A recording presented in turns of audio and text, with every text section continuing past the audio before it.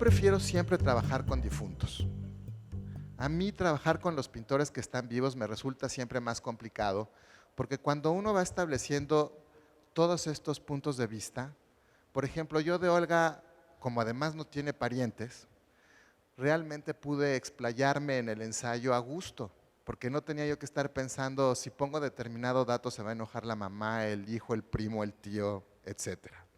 Entonces a mí generalmente me gusta más trabajar con los muertos, porque los vivos son muy susceptibles y además, como muchos de los vivos son contemporáneos, siempre hay como lugares donde se tienen que acotar cosas porque no vaya a ser, ¿no? Que pierda uno la amistad incluso, ¿no?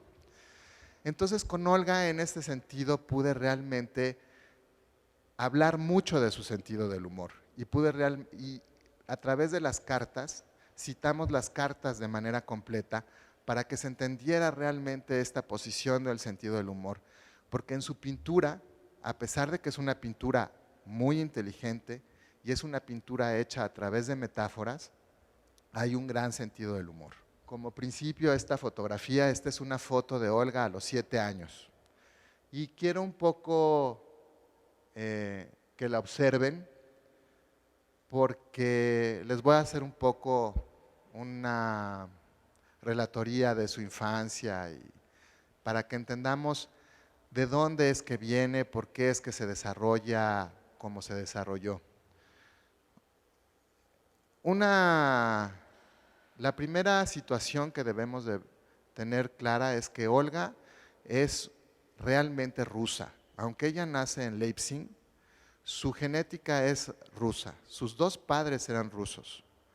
Eh, el padre de Olga, además de ruso, era un gran intelectual. El padre de Olga era un músico que se llamaba Jacobo Kostakovsky. Y además un músico compositor, no nada más intérprete. Compuso sinfonías, era un compositor muy importante. Otra cuestión de Jacobo Kostakovsky es que además era un activista. Él era un hombre de profundas raíces de izquierda, comunista, pero no era un activista a la usanza de los activistas contemporáneos de firmar manifiestos. Él era un activista aguerrido, salía a las manifestaciones, tiraba bombas, etcétera, y esto le valió que lo fueran expulsando de los países en los que estaba. Entonces tuvo que salir de la Rusia zarista, llegan a Leipzig refugiados y en Leipzig nace Olga. Pero Olga pudo haber nacido donde fuera, pero realmente sus raíces son rusas. Y esto lo quiero remarcar porque realmente el territorio de Rusia ya es más un territorio que está cercano al Medio Oriente.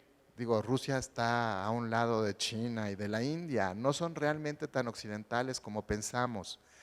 Y esta no occidentalización realmente está en la genética de Olga. Y es por eso que se emparenta tanto con lo mexicano, porque finalmente nosotros también venimos, los indígenas mexicanos, nosotros los mestizos, también tenemos un origen medio oriental y muchas veces totalmente oriental, asiático. Entonces, bueno, Olga nace en Leipzig, pasa ahí sus primeros 5 o 6 años y se mudan a Berlín. En Berlín es donde realmente Olga empieza a pasar su infancia, va a la escuela y una cosa que es muy interesante, odia Alemania. Siempre se está quejando que todo le parecía muy gris, que en la escuela había, y lo dice así, había solamente en todo el patio un arbolito del tamaño de mi meñique, que además nunca daba hojas. Entonces, bueno, este sentido de Olga, se ve que ella no pertenecía a esa cultura, no estaba a gusto, además de que le toca un Berlín en donde los rusos estaban muy mal vistos, estaban incluso proscritos, los alemanes no les gustaba juntarse con los rusos y los tenían como ciudadanos de segunda clase. Y Olga padeció mucho esto. Entonces, bueno, finalmente el padre de Olga entra nuevamente a su actividad política, lo toman preso, va a dar a un campo de concentración y deciden que tienen que salir de Alemania.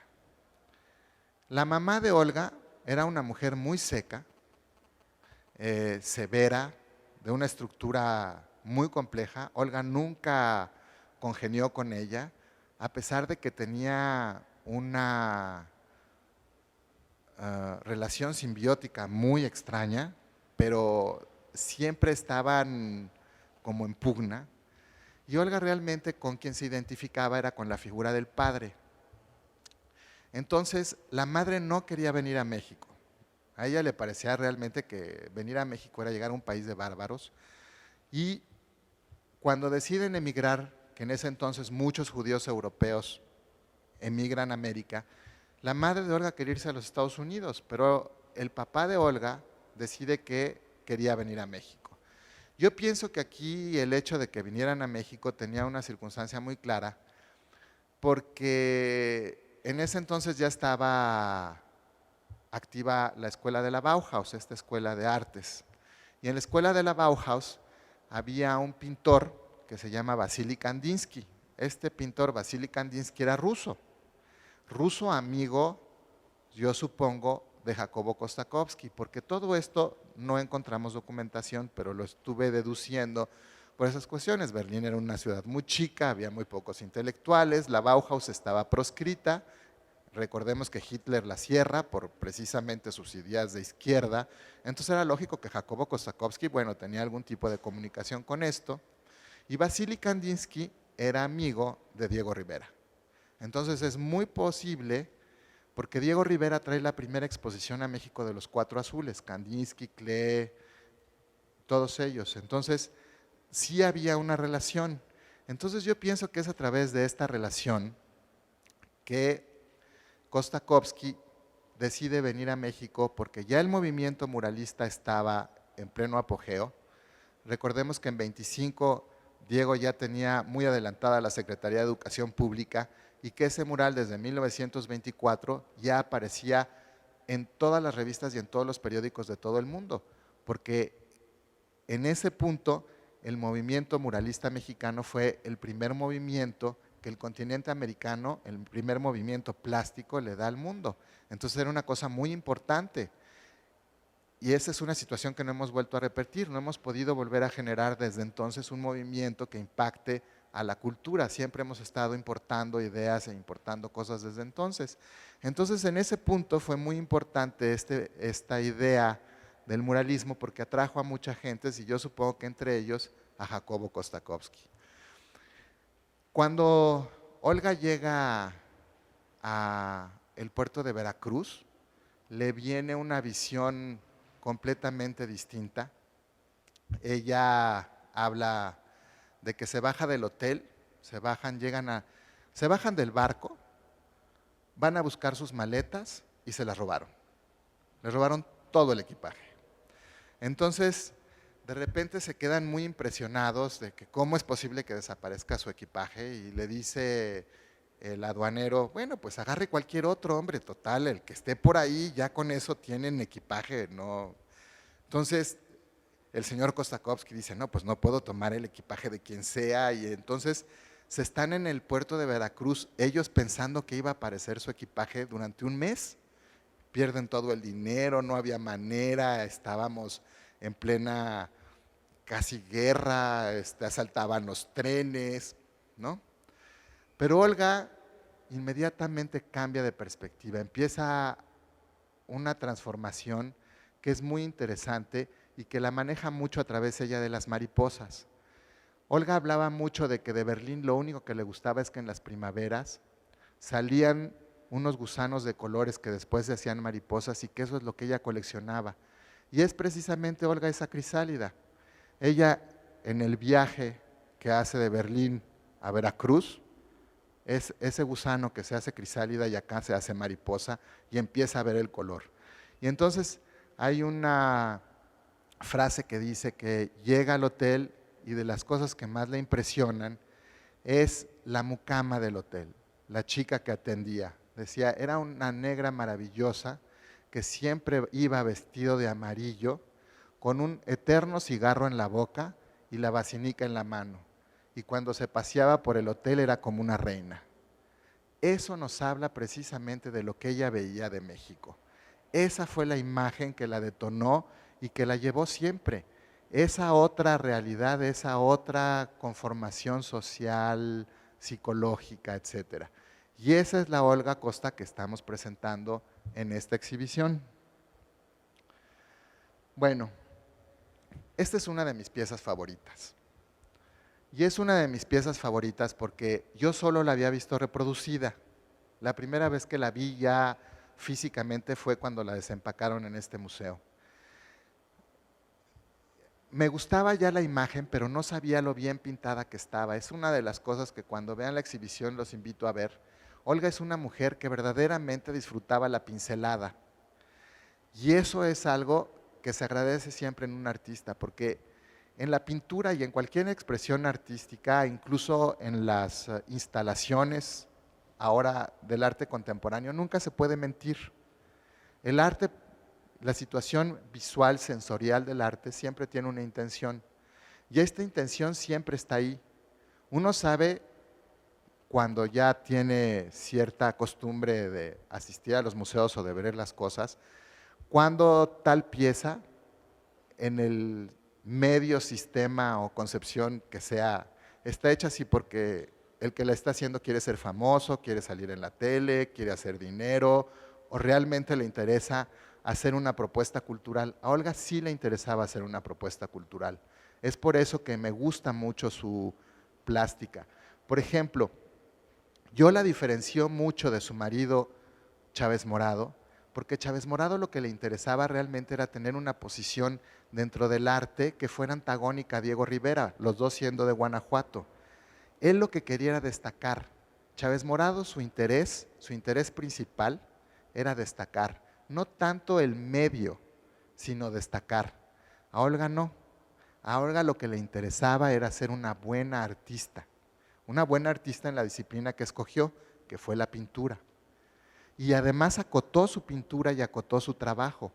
No quiso ser una pintora en la que había una obvia referencia política, no quiso ser una muralista, no quiso ser una artista metida en todas las cuestiones de orden político, manifestaciones, como sí su marido. Y ahí es donde está la gran decisión.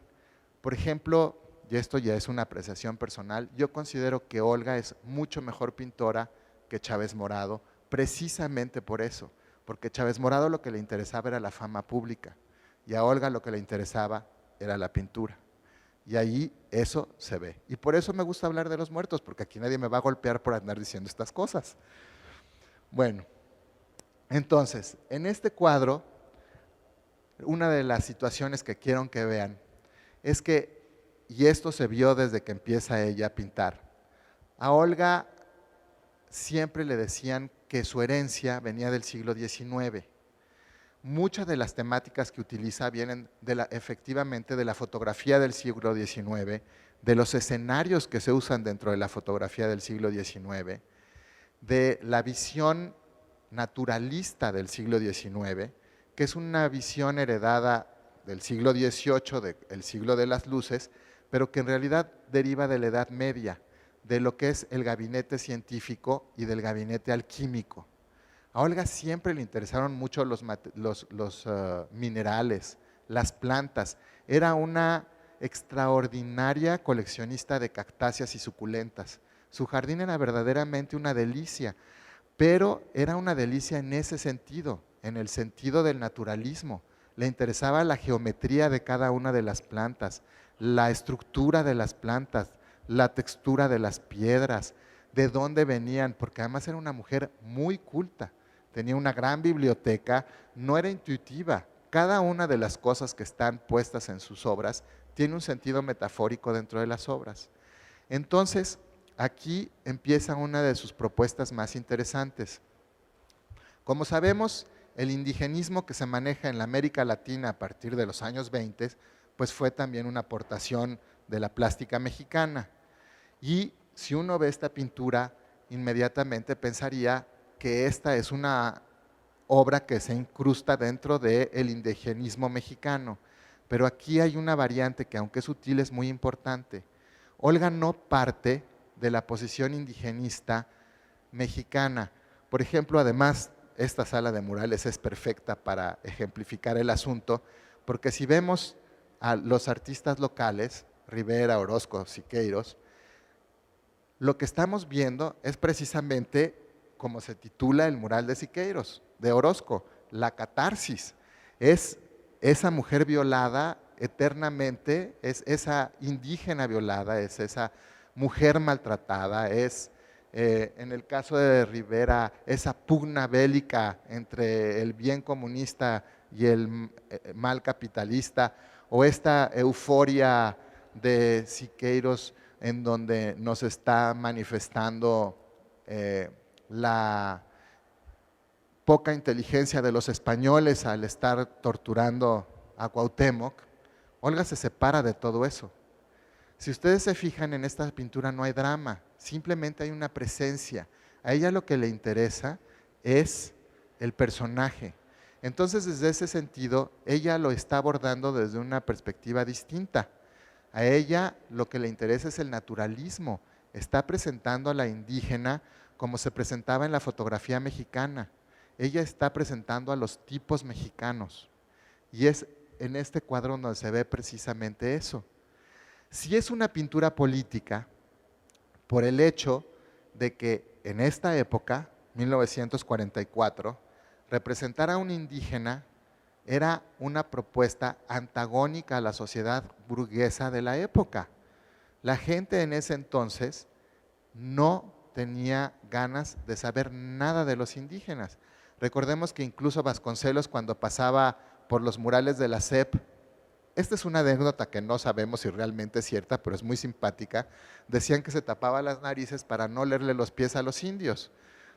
Y esa era la tónica de la época. Entonces, simplemente al estar pintando esto, ya hay una visión distinta. También una de las cuestiones más interesantes es que, y esto va relacionado a lo que les decía, que pensáramos en Olga como una pintora no occidental, porque una de las cosas que es muy interesante de todo el arte mexicano de la época, el arte moderno mexicano, es que es una pintora hecha por mestizos en un marco derivado del arte occidental, pero es una pintura no occidentalizada. Por eso fue tan importante la visión de ese momento, porque se dio una vuelta a lo que se estaba haciendo. Y dentro de lo que me interesa es esta visión de la tehuana. Ya se han hecho muchas exposiciones de tehuanas, incluso en el Museo Nacional de Arte hubo una gran compilación de tehuanas, una exposición muy interesante. Pero además la tehuana, lo que es muy interesante es que realmente es el personaje mestizo mexicano por excelencia, porque no nada más es indígena y español, es también negro, es sefaradí, tiene mucho de medio oriental. Si nosotros vemos la conformación de toda esta zona, nosotros vemos precisamente, por ejemplo, que Juchitán tiene más similitudes con todos los países del Medio Oriente y del África que con lo que, por ejemplo, con España. No hay absolutamente ninguna relación en el comportamiento ni en las funciones. Y eso me interesa mucho de ella, porque entonces Olga se identifica con sus raíces, se está identificando con esta medio oriental venida de Rusia. Porque los rusos, incluso hasta en el sistema burocrático, los rusos y los mexicanos, Rusia y México son dos países casi idénticos. El sistema de vida y esa necesidad de pertenecer al primer mundo y de occidentalizarse y de ser la potencia, siempre han sido como dos puntos de vista que han estado presentes en las dos sociedades. Entonces, bueno, ahí hay algo siempre muy interesante. Bueno, esta no es una obra de Olga, sino esta es una obra de Emilio Amero, que me va a dar pie para darles un poquito la historia de cómo es que Olga se hace pintora. Olga en realidad empieza ella a interesarse en la música por su padre.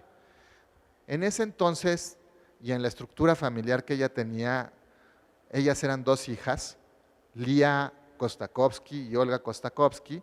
Lía Kostakovsky se casa con Luis Cardosa y Aragón y es Lía Cardosa, y Olga Kostakovsky se casa con José Chávez Morado y termina siendo Olga Costa. Pero en su casa no tenían ellas de niñas la posibilidad de elegir qué querían hacer y la mamá les dijo, tú vas a hacer música y tú te vas a dedicar a tu casa y se acabó. Y entonces ponen a cantar a Olga, porque uno pensaría, bueno, lo está haciendo por el padre, pero Olga especifica en una entrevista, no fue mi papá, fue mi mamá la que me obligó a estudiar música, pero a ella no le gustaba la música y entonces en un punto la mujer que le daba clases de piano le dice, bueno, pues, ¿por qué no te dedicas a lo que más te interesa? ¿Quieres ser pintora? Yo conozco a Rufino Tamayo, te presento a Tamayo y puedes tomar clases con él. En ese entonces Rufino Tamayo estaba tratando de revivir el sistema de lo que eran las escuelas al aire libre fundadas en 1913. En ese entonces ya iban totalmente, ya estaban muy mal todo el sistema educativo de las escuelas al aire libre, pero Tamayo estaba tratando, entonces le dijo a Olga, espérame tantito, 2, 6 meses, estoy tratando ya con el gobierno mexicano para que me den dinero, pero no sucedió. Se acabaron las escuelas al aire libre precisamente en 1934. Y entonces Olga tuvo que entrar a lo que ahora conocemos como San Carlos. En ese entonces era la Escuela Nacional de Artes Plásticas, la ENAP. Y ahí tiene a dos maestros. A Emilio Amero, este es un grabado de Emilio Amero, que es un grabador y pintor muy famoso mexicano, y a Carlos Mérida. Pero en realidad, si vemos la obra de Olga en estos momentos, quien le interesaba era Tamayo, pero bueno, hizo sus esfuerzos. Y una de las cosas interesantes de esta exposición es que logramos encontrar este grabado. Este grabado es de 1933 y está hecho precisamente en las clases de Emilio Amero. Y es una de las únicas dos obras que conocemos de Olga Costa de su época de la escuela. Y además es la primera vez que se exhibe. Entonces, bueno, tiene todo esto de importante. Es una pieza pequeñita, es casi una viñeta, y lo que es muy interesante es una silografía, no es una litografía. La silografía es esta cuestión de la madera tallada con buril, que es una técnica muy difícil. Y entonces, bueno, Olga hace este desnudo, que como ven tiene mucho que ver con el desnudo que vimos de su maestro, y además tiene mucho que ver con Mayol. Mayol, el escultor, era un escultor definitivo en esa época, ¿no? Luego, bueno, aquí tenemos a la gran estrella de la muestra y de la carrera de Olga, que yo pienso que es una imagen tan poderosa que no nos había dejado ver realmente todo lo demás. Esta pieza se llama La vendedora de frutas, la pinta en 1951 por encargo. Esta iba a ser una serie de 3 piezas. Iba a ser una vendedora de dulces, una vendedora de panes y esta vendedora de frutas. Y Olga nada más termina esta. Y Olga se queja en una entrevista, dice, primero me costó mucho trabajo, porque realmente no me pagaron por pintora, sino me pagaron por ir a todos los mercados para ir a recopilar toda la fruta. Y segundo, me pagaron el cuadro muy mal. El cuadro se lo encarga Fernando Gamboa. Y dice, me pagó 5,000 pesos por tremendo cuadro y la tela. Entonces decidí ya no hacer las otras. Entonces, bueno, esa es una anécdota muy interesante para un cuadro que es tan representativo. Luego, bueno, como vemos, les voy a contar un poco este cuadro para que entiendan lo intrincado que es la pintura de Olga.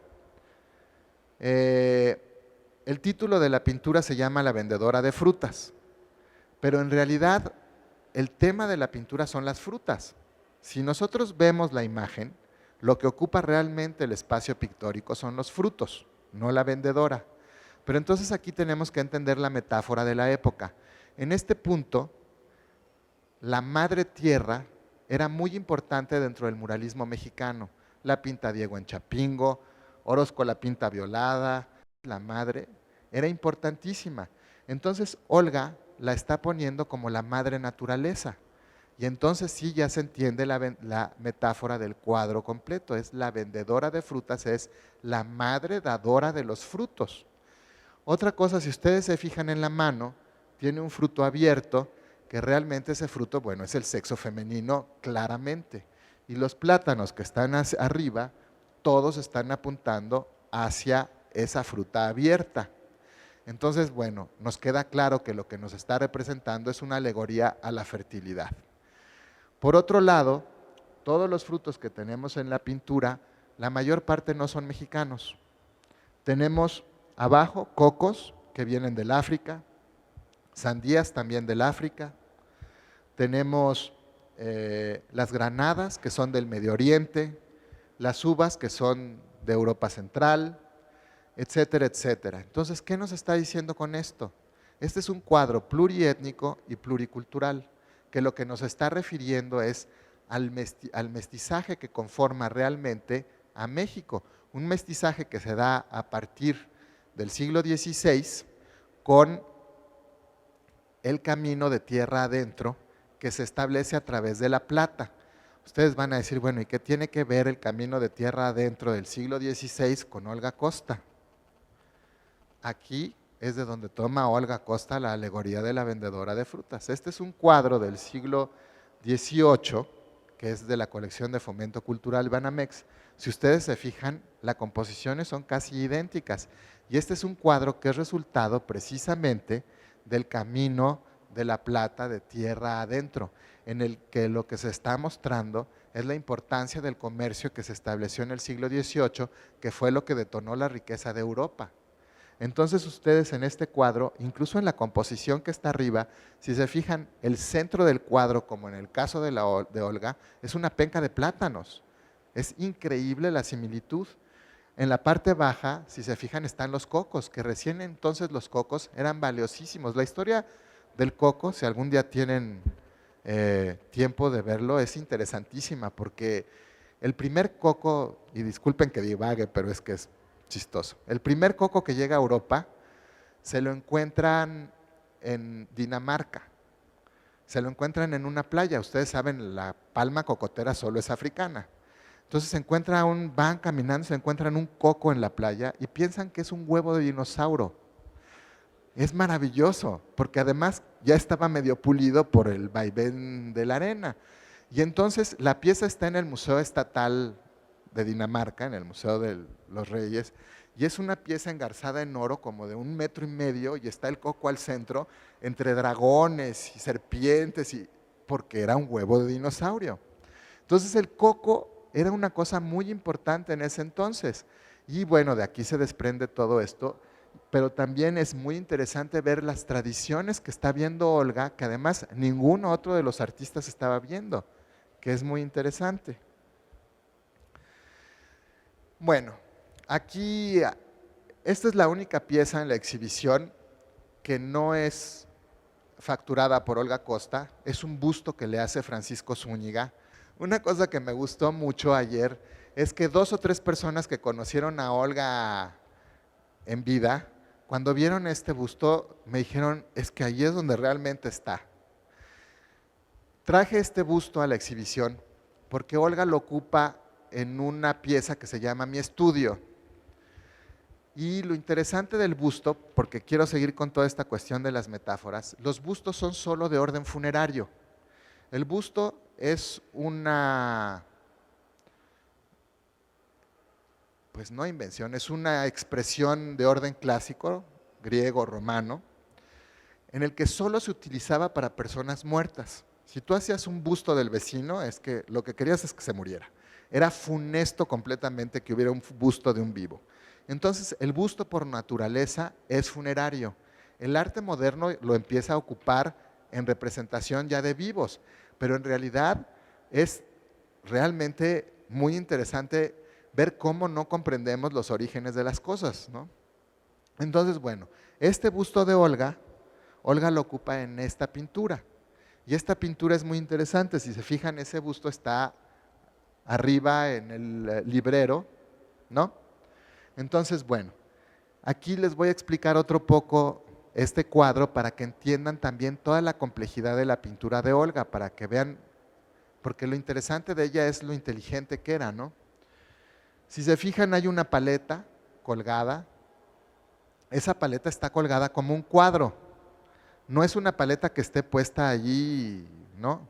Además, nosotros sabemos, por ejemplo, la utilización de la paleta también se deriva de la academia. Joaquín Clausel tiene 2 o 3 paletas que incluso además les pintaba paisajes y las firmaba y las usaba como cuadros unitarios. Aquí estamos viendo precisamente esa paleta a manera de cuadro, pero además de cuadro tiene manera de corazón.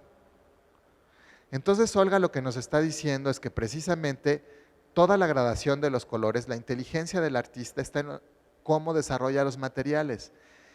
El artista del siglo XXI que va a cambiar el concepto del arte, lo va a hacer con los materiales que ya conocemos. Va a depender de la inteligencia que tenga para desarrollar esos materiales. Y eso es lo que nos está diciendo ahí Olga, y eso es interesantísimo. Pónganse a ver que cuando dejemos de observar a Duchamp en el marco del arte contemporáneo, lo que sigue, el artista o los 3, 4, 5 artistas que detonen lo que sigue en el pensamiento humano dentro del arte, lo van a tener que hacer con esa paleta. Eso es maravilloso, porque realmente nada más depende de las limitaciones de los seres humanos, no de los materiales. Esa paleta junto tiene un gallo. Ustedes ven abajo de la paleta un cuadrito, en ese cuadrito está representado un gallo, es muy probablemente una pintura de Chucho Reyes. ¿Qué nos está diciendo esa pintura de Chucho Reyes? ¿Qué hace el gallo? Canta. ¿Qué quería la madre de Olga? Que cantara, pero ella se ve cantando como una gallina. No sabía cantar y entonces escoge la pintura. Y ahí están las 2 pasiones de Olga, la pintura y la música. Luego ustedes ven el busto. Como ya les expliqué, el busto es una cosa de orden funesto, en medio está un vaso con pinceles y junto está una alcancía. Olga le está dando la espalda a la alcancía. ¿Qué está diciendo? A mí no me interesa el arte mercantil, no me interesa el mercado del arte, me interesa la pintura. Y luego además abajo, ven ustedes ahí hay una mancha abajo de la alcancía, eso es un cráneo de Zompantli prehispánico. Y entonces lo que nos está haciendo es una referencia a la vanidad de los artistas, y en ese entonces el cuadro se convierte en una pintura de vanitas. Hay muchas más explicaciones, pero bueno, ya no hay, no los quiero dormir. Esta muestra, también una de las intenciones de esta exhibición, fue separarla de Chávez Morado. Una de las cosas que también nos hizo que olvidáramos a Olga fue su conexión con Chávez Morado. Fue una conexión muy estrecha, estuvieron casados hasta que murieron los dos. Interesante en pintores, ¿no? Casi todos divorciaban, venían, iban. Y entonces, ustedes van a ver la exhibición y Chávez Morado no aparece más que en la visión de Olga, que es como en este cuadro. Y este cuadro, que es un cuadro temprano, bueno, se ve precisamente cómo empieza Olga su carrera plástica. Aquí pueden ver ustedes claramente a Rousseau, por ejemplo. Se ven todas estas ideas europeas y esto nos ayuda todavía a entender más que su interés no estaba realmente sustentado en la visión nacionalista del arte, sino que transporta todas las ideas del arte moderno. Otra de las cuestiones muy interesantes en su pintura es el paisaje. Ella es una gran paisajista y es una paisajista que va revisando muchas metáforas y muchas ideas del paisaje. Sobre todo le interesa la cuestión de la geometría del paisaje y el paisaje lo va llevando a una serie de circunstancias en donde finalmente es el paisaje lo que lo lleva a la abstracción. Y entonces podemos observar que entiende perfectamente la cuestión del orden de los minerales y de todo esto, como les decía. Quiero que vean bien esta pintura. Esta es una pintura de Wolfgang Paalen, porque una de las cuestiones que también nos hace ver que Olga tenía una gran influencia de la pintura europea y de las ideas europeas, es que ella sí participa del surrealismo como una artista activa. Le interesa el surrealismo como un acto de manifestación y lo explora. No es accidental como en Frida, porque Frida siempre decía, yo no soy surrealista, ¿de dónde me ven lo surrealista? O algunas otras autoras de la época. Olga sí efectivamente le interesó manifestarse en esto. Es muy interesante además esta pintura porque Olga entra a la Galería de Arte Mexicano hacia 1937-38. Y en 1940, este pintor, que era un pintor austriaco, que se avecinó también en México, que se llamaba Wolfgang Pahlen, hizo la primera exposición internacional surrealista avalada por Breton, o sea, no era pirata la exposición. Y entonces hacen esta exposición en la Galería de Arte Mexicano y fue una exposición importantísima, muy importante. Y en esa exposición se hace el primer acto surrealista que se hace en América. Y el acto surrealista consistió en que se presentó la Esfinge de la Noche.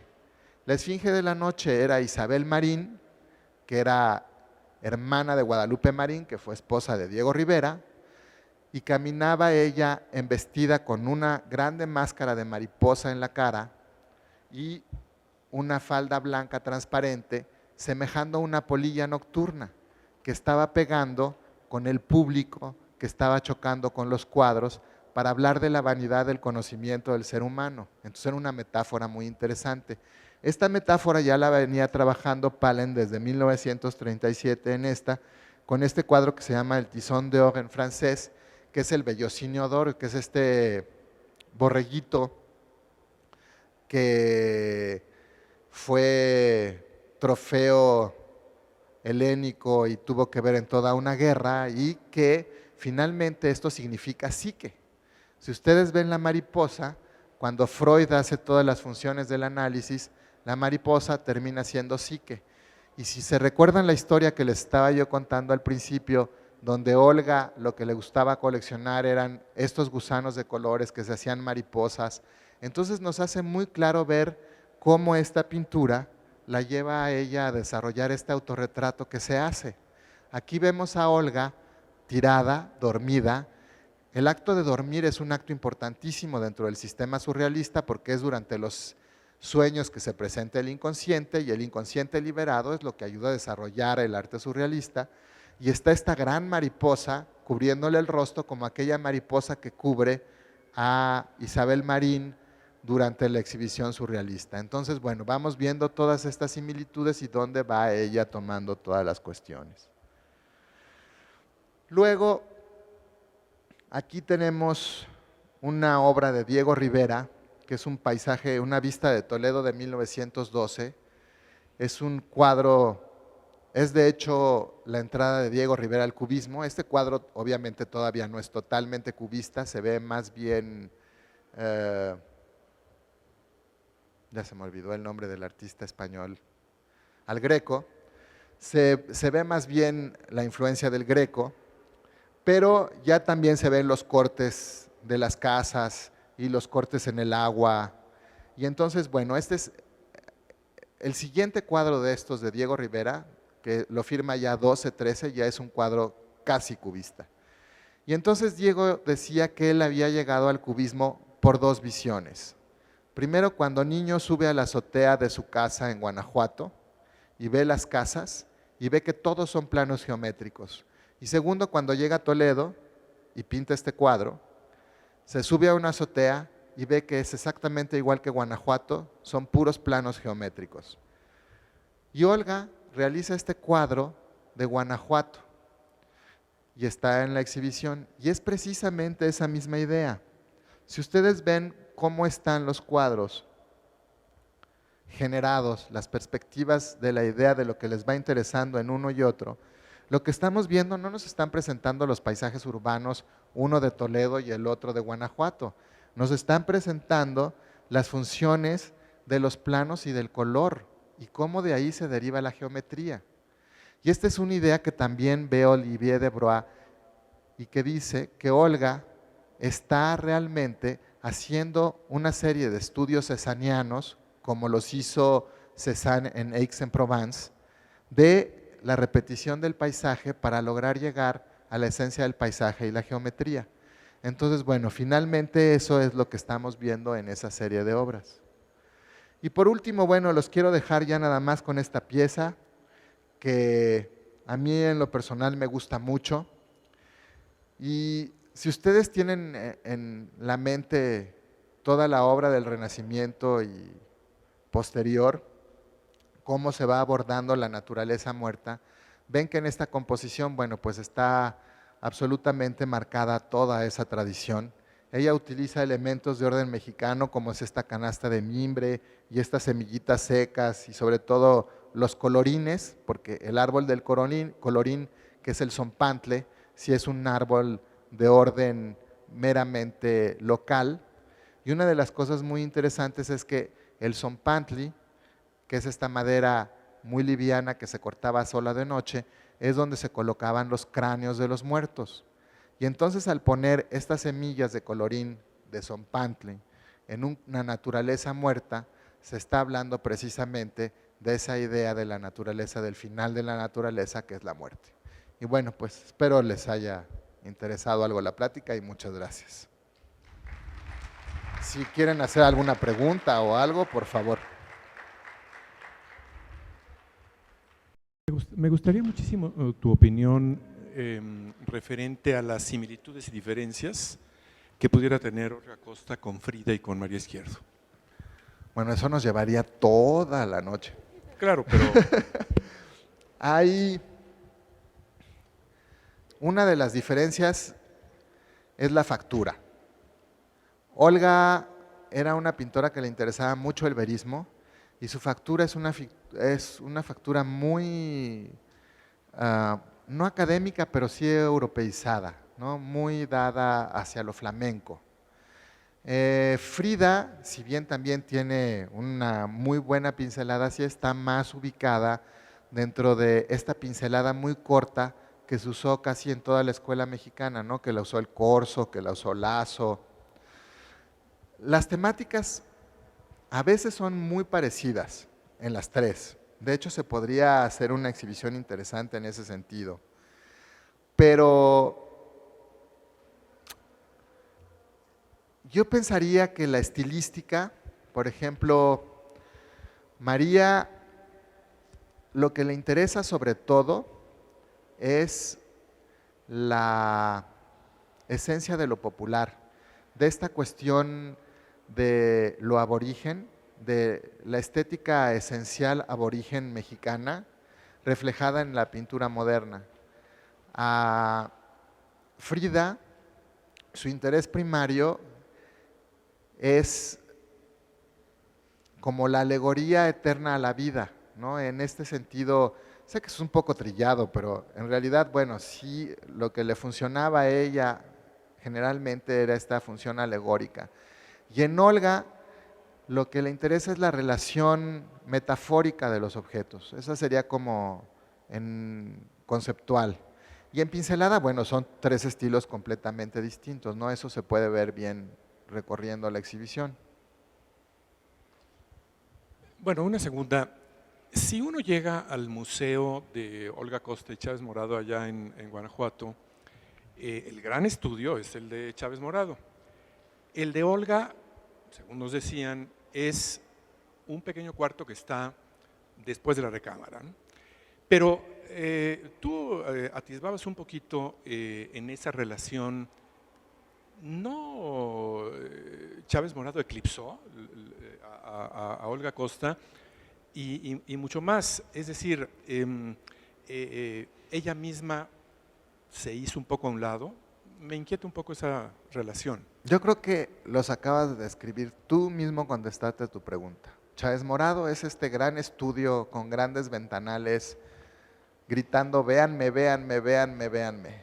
Y Olga es esta pintora intimista haciendo su trabajo en su cuarto rodeada de sus objetos. Olga no fue eclipsada, Olga optó por dedicarse a la pintura y Chávez Morado optó por tratar de ser personaje. Lo que es interesante es que Olga sí lo logró y José no. Ya en el contexto, no. Bueno, pues muchísimas gracias y gracias por haber venido.